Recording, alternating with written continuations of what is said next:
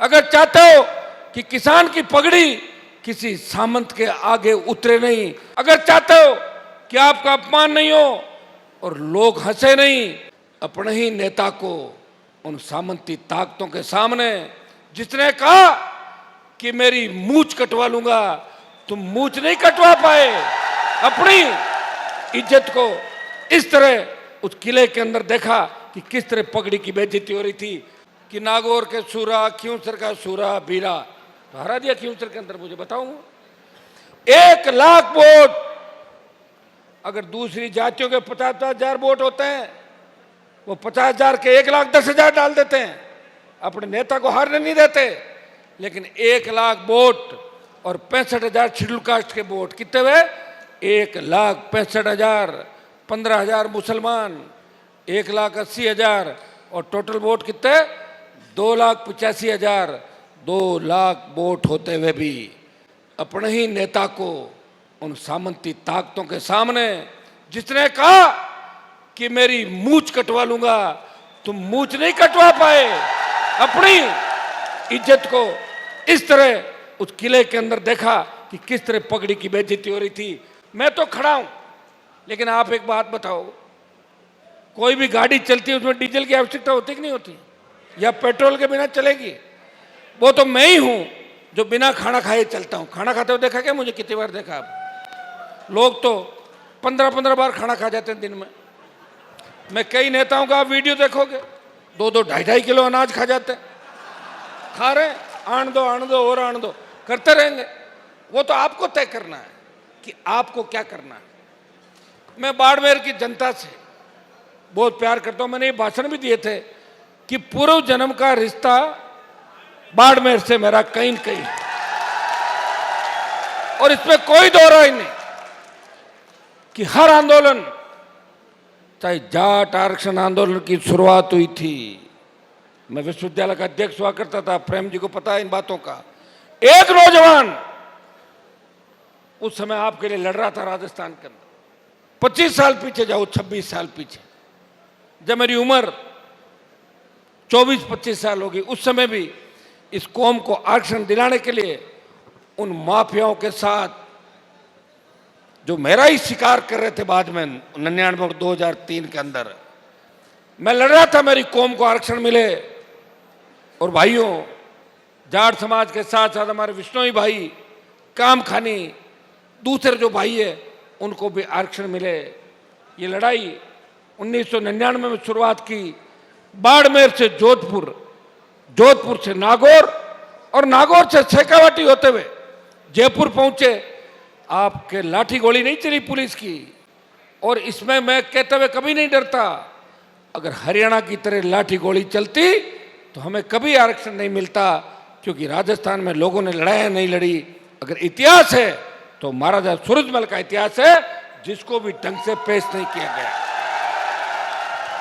मैं इसलिए कह रहा हूं, उनको चाहिए तो ये कि वो इंटरनेशनल फ्लाइटों में रोक लगाते और विदेश से आने वाले लोगों को रोकते, लेकिन वो तो लोकसभा चला रहे थे, उनको तो भाषण देना था, उनका टारगेट भी कुछ और था। वो कह रहे थे कि हिंदुस्तान में कोविड नहीं आएगा, और इसके चक्कर में लोग आराम से घूमते रहे। और पहला कोरोना जो हुआ उसके अंदर हम भी चपेट में आए, देश का गृह मंत्री भी चपेट में आया, सैकड़ों नेता चपेट में आए, डॉक्टर, इंजीनियर, अधिकारी, एक्टर, और जो लोग थे।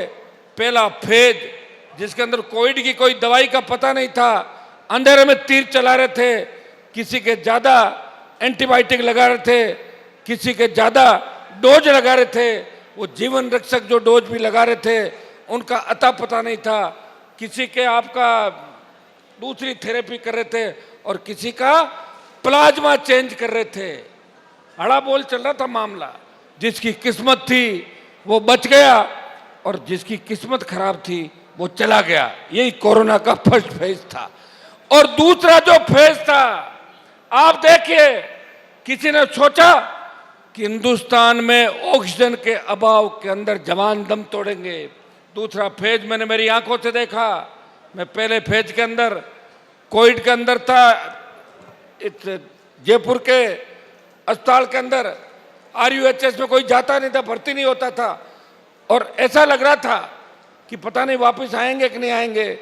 लेकिन लाखों करोड़ों नौजवानों की दुआ थी कि हनुमान बेनीवाल ठीक होकर वापस आएगा। मैं ठीक हुआ, आपके बीच वापस आया। और सेकंड, जब कोविड की लहर थी उस समय मैं जब अस्पतालों का दौरा कर रहा था, मेरे नागौर अस्पताल का मैंने दौरा किया, मुझे लोगों ने बताया, ये बातें बतानी इसलिए आवश्यक है कि आपको हर चीज ध्यान देनी चाहिए कि क्या क्या वक्त बीता था और कौन क्या कर रहा था उस वक्त जब लोगों को आवश्यकता थी नेताओं की, लोगों को आवश्यकता थी सरकार की, लोगों को आवश्यकता थी ऑक्सीजन सिलेंडर और दूसरे कोरोना को नियंत्रित करने वाले जो भी हमारे वेंटिलेटर से लेकर जो उपकरण थे उनकी आवश्यकता थी। भाइयों, नागौर अस्पताल के अंदर मैं गया, कलेक्टर ADM तमाम लोग आए। मैंने कहा भाई आप ये बताओ कि मरीज दम क्यों तोड़ रहे हैं, 2-3-4 मौतें हुई शुरुआत के अंदर। तो कहा साहब सही बात तो ये है कि ऑक्सीजन सिलेंडर कम मिल रहे हैं हमारे को। ऑक्सीजन सिलेंडर कितने चाहिए जिले को? 400 चाहिए, मिल कितने रहे? 80। तो मैं क्या आप क्या करते हो? बोले साहब हम ये करते हैं, डॉक्टरों ने कहा हम ये भी मैसेज नहीं देना चाहते कि ऑक्सीजन के अभाव में मर गए, तो हम धीरे धीरे ऑक्सीजन देते हैं तो अंदर ही अंदर रात को मर जाता आदमी। ये सही बात है भाई। मैंने वहां बैठ के और नागौर में 400 ऑक्सीजन सिलेंडर व्यवस्था कराई रात से पहले। मैं ये नहीं कहता कि मैंने बचा लिया सबको, लेकिन ऑक्सीजन सिलेंडर के अभाव में उसके बाद किसी व्यक्ति ने दम नहीं तोड़ा उस संसदीय क्षेत्र के अंदर। और 50 लाख रुपए कोविड के अंदर इस राजस्थान का पहला MP था जिसने 50 लाख रुपए दिए और वेंटिलेटर खरीद के चालू भी कराए हाथों हाथ। ये शुरुआत की मैंने। अभी जयपुर के अंदर जो गैस त्रासदी हुई थी, भजनलाल भी गए थे वहां पे, कांग्रेस के कई नेता गए, बड़े व्यथित दिख रहे थे, उनकी फोटो और रील चल रही है। अरे किधर से जल गया, कितना जला, जैसे कोई बहुत ज्यादा अंदर से पीड़ित हो। लेकिन रील कैसे बने? रील बनाने के लिए गए, 1 रुपया किसी ने नहीं दिया। हनुमान बेनीवाल वहां गया, मैंने डॉक्टर्स को पूछा बताए हम बर्न के मामले के अंदर अत्याधुनिक और क्या व्यवस्था कर सकते हैं, बर्न यूनिट के लिए और अच्छा क्या कर सकते हैं। उन्होंने कहा कि SMS की बर्न यूनिट इस देश की प्रमुख बर्न यूनिट के अंदर, अच्छी यूनिट के अंदर आती है, लेकिन हनुमान जी बजट की आवश्यकता है। तो मैंने कहा मुझे बताओ मुझे क्या देना है? तो बोला आप तो 50 लाख रुपए दे दो।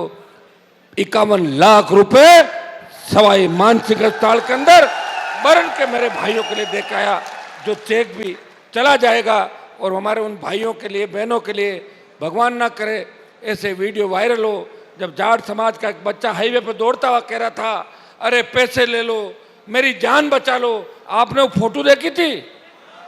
तो भाई इससे अंदाज लगा लो, यही राजस्थान की तस्वीर है और यही हिंदुस्तान की तस्वीर है।